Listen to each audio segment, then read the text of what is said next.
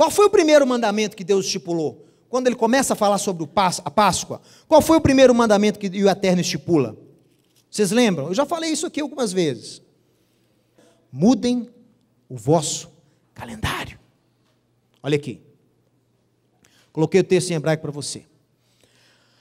HaChodesh hazeh lachem rosh chodeshim, rishon hu lachem lechodshei hashanah. Traduzindo, este mês será para vocês o primeiro, cabeça, rosh, dos meses. Ele será o rishon, o início, para vocês, para o quê? Para o quê? Lechadshei Shana. O que é Lechadshei Shana? Para renovo do ano. Mudança de... Por que Deus tinha que mudar o calendário do povo? Porque já estavam pensando igual egípcios. Dizem alguns rabinos, estavam pensando como egípcios. Estavam tentando guardar a aliança dos patriarcas, mas já estavam tempo demais ali. Então o Eterno teve que, a primeira coisa, muda a cabeça. Como que você vai mudar a cabeça? A forma de pensar? Muda o calendário. Mas o que tem a ver, Mateus? Sempre seguem o calendário solar. Por quê? Porque o calendário solar, ele é bem fixo, não é? Você tem ali o sol se pondo, o sol nasce, o sol se põe, você tem 365 dias, sempre a mesma coisa, pôr do sol, nascer do sol, pôr do sol, nascer do sol, pôr do sol, nascer do sol. Isso reflete uma teologia o quê? Pré-determinista. Reflete uma mente predeterminada. Mas, Senhor, nós estamos aqui há 400 anos, nós somos escravos, não tem a mínima condição de nós mudarmos quem somos. Mudem.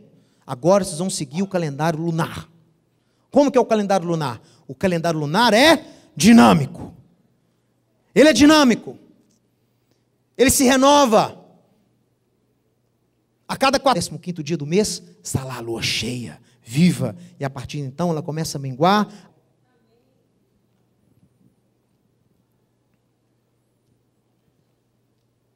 Meu avô foi um divorciado, meu pai se divorciou, eu também não tenho seu avô do seu bisavô.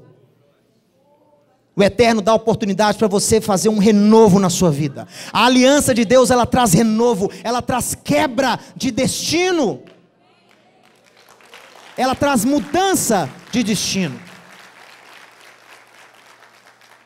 Povo hebreu, vocês não precisam e não devem aceitar uma nação de sacerdotes. Mudem a cabeça.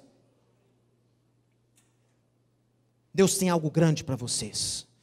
E da mesma forma o Eterno quer falar com você hoje. Não aceite o determinismo das circunstâncias na sua vida. Foque-se naquilo que é importante. Pense, você deve ser aquilo que Deus te fez. Você deve seguir o plano que Ele estabeleceu como filhos do Eterno, mas cada um tem um chamado específico. Não aceite essa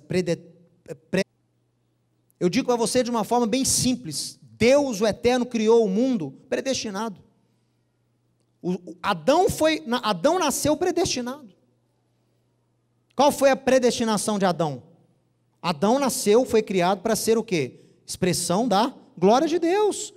Para ser uma extensão do reino de Deus na terra. Ele foi criado para isso.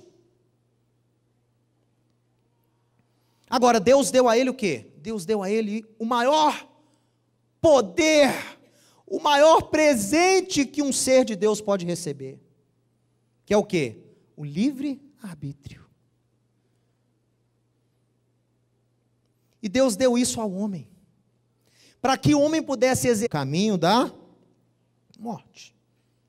Isso teve que ser criado para viabilizar o livre-arbítrio de Adão. Senão não teria livre-arbítrio. Se você só tem uma opção, com o povo de Deuteronômio, eis que coloco diante de vocês a bênção e a maldição. Escolham a inclinação para o mal. Você estará o quê? Saindo de um caminho e colocando-se no outro caminho. E você já sabe onde vai dar esse caminho. Não é novidade. E esse caminho, ele tem uma característica, ele te domina, ele te enfraquece. E chega num certo ponto que você quer voltar para o caminho da luz, mas você não consegue. Transgrediu tanto da lei de Deus, você está em débito com Deus. Você no caminho da luz, muda o seu interior, tira aquele domínio que o pecado tinha em você, e aí Deus ordena para você, agora meu filho, ande. Ande. E não volte mais para onde você veio. Foi salvo. Salvo do quê? Salvo do pecado. Salvo da consequência que você determinou para a sua vida. E você está andando aqui, ó. E aí você confia na sua justiça. Você fica, toda a redenção do mundo, tudo dá voltas ao seu redor. E você escolhe voltar ao pecado, à prática do pecado. Mas a sua soberba agora está tão grande que você nem tem remorso. Como é que eu quiser. Porque Yeshua falou que quem vai a ele, ele de forma alguma lançará fora. É verdade. Deus não expulsa ninguém do caminho assim por bel prazer. Mas se você escolhe voltar para as práticas de onde você foi resgatado, e se você não se arrepende e não volta aos caminhos de Deus, você vai morrer. Mas eu recebi profecias. A profecia é vinculada à sua, se entender isso. Então eu não tenho tempo aqui, você vai ler Ezequiel capítulo 33. Basta ler, está bem claro lá. Deus dá uma palavra para o justo, imagina o próprio Deus falando para você que você vai morrer. E aí o ímpio, aquela palavra choca o tanto, que ele faz o quê? Ele se arrepende dos seus maus caminhos, no caminho da vida. E o justo, que recebeu a palavra de profecia diante de Deus, Deus faz o quê? Deus o tira do caminho da vida e o planta no caminho que ele quer seguir, que é o caminho da morte. Sabe, pessoal, Deus respeita o nosso livre-arbítrio. Você vai ver o povo saindo do Egito, todas as vezes Deus dando a oportunidade, pessoal, esta é a lei da vida, esta é a lei do amor, esses mandamentos, se vocês cumprirem esses mandamentos, vocês serão bem-sucedidos e prósperos. Vocês não tomarão emprestado, vocês emprestarão, vocês não serão cauda, vocês serão cabeça. Sigam esses mandamentos e amem a Deus, circuncidem o vosso coração. Deus não priva o povo das escolhas erradas, eu quero que você entenda isso, pessoal. Eu tento explicar isso para os educadores. A melhor forma de você educar o seu filho, educar a sua filha, a melhor forma de você formar um ser humano, um servo, uma serva de Deus, ao invés de privar, ensine o quê? O controle. Muitos pais fazem com os filhos da seguinte forma: imagina que Deus tivesse criado Adão, colocou Adão no jardim, aí Adão chegou lá e não viu planta nenhuma, não viu árvore frutífera alguma. Falou: Senhor, não tem nenhuma frutinha aí para a gente comer? Aí Deus fala assim: olha, o negócio é o seguinte, que tem uma lá que você não pode. Então, para evitar que você faça a escolha correta, para te impedir de chegar perto dela, eu tirei todas do jardim. E aí você não vai comer errada. Realmente, ele não vai comer a planta errada. Mas que escolha ele tem? Naquele momento, ele pode não ter tido a escolha, mas mais tarde na vida, ele terá uma oportunidade que ele virá a escolher escolhas. Ensine o seu filho a fazer as escolhas corretas. Mais tarde na vida, escolhas certas. Não prive, restrinja.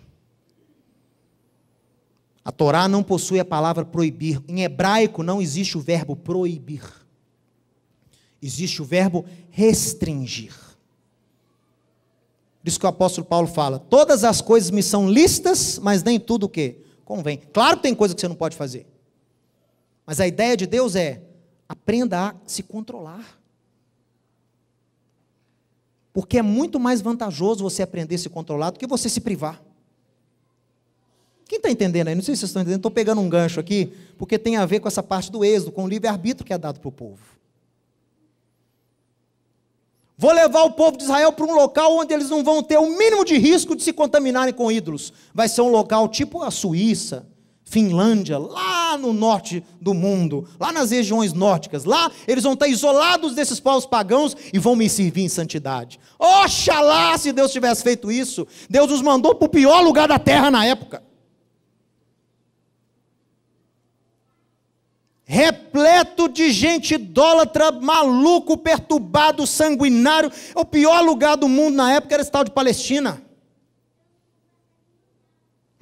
Mas a terra que Deus falou que mana leite e mel, claro que ela mana leite e mel. A bênção dela é consequência o quê? Do meu obedecer a Deus lá.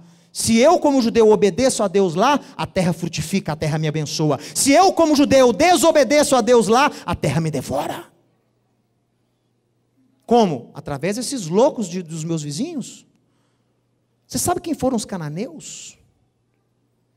Você sabe quem foram os filisteus? Vai pesquisar um pouco.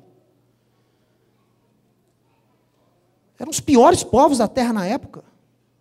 E Deus manda o judeu para lá, no meio deles. Vocês têm que aprender. Isso pode, isso não pode, mas está tudo aqui. Façam a escolha correta.